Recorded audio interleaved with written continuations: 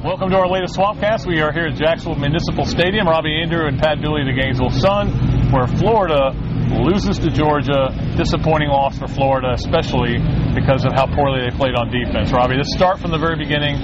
Georgia goes right down the field after the fumble by Keyshawn Moore, who may never see the field again after that game.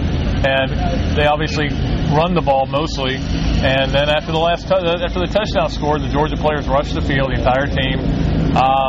Very un-Mark Richt-like. Yeah, he's the last person you expect his team to do that, especially after he pulled him off the Vanderbilt logo when they tried to go there a few weeks ago.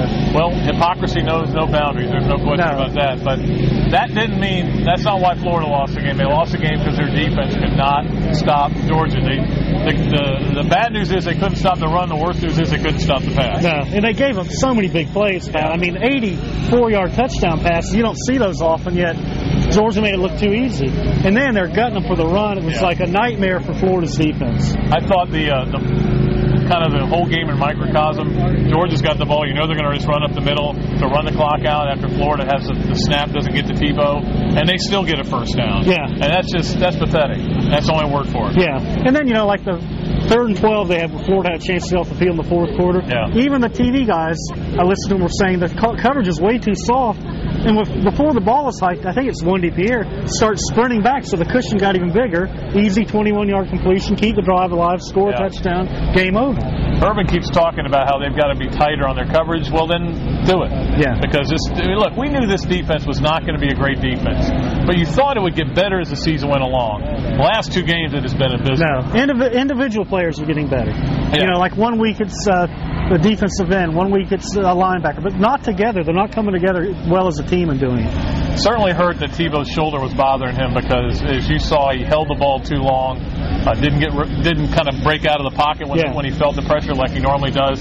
And I think in the end, 4th and 2, you're trying to go in and they run a double reverse because they go for the home run because they can't count on Tebow picking up 2 yards. Yeah, I thought the end around was an end around and a bad call. If they'd done the reverse, I think it would have worked. Oh, yeah. But it caved in and then it was over. But Tebow would have run that ball before probably. But that was not an option apparently because of his shoulder. And again, I got to say this too. I thought it was the worst game the offensive line's played this year.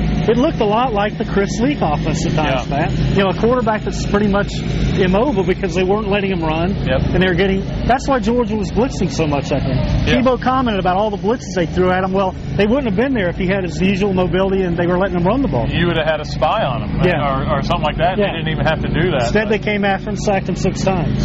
So it's 15 out of 18 for the Gators in Jacksonville or against Georgia. Of course, 2 of those games weren't in Jacksonville. I think we can count on the game being in Jacksonville for a while now. The Georgia fans are appeased. Yeah, once you win, you start. Jacksonville's suddenly a good place. In Jacksonville, we love it there. When Florida was losing back whenever, it was a bad place to play. Let's play home and home. So keep the game here. It's a great game, great atmosphere. Yeah, it was a great atmosphere, and it's kind of neat to be on the sideline the last few minutes and. You see the Georgia fans going nuts, the Florida fans are down. We see it the opposite way, obviously more than we haven't. Pat, tell me about down, though. How hard does Tim Tebow take a loss? It's almost like I've never seen a player take a loss as hard as he does. And I will tell you this much, too. Florida-Georgia rivalry probably needed a little spark. They got the spark. Yeah, I think the relationship between Urban Meyer and Mark Richt is going to be strained at best from now on. They used to be pretty close. And I was thinking about this when Tebow was walking up the field.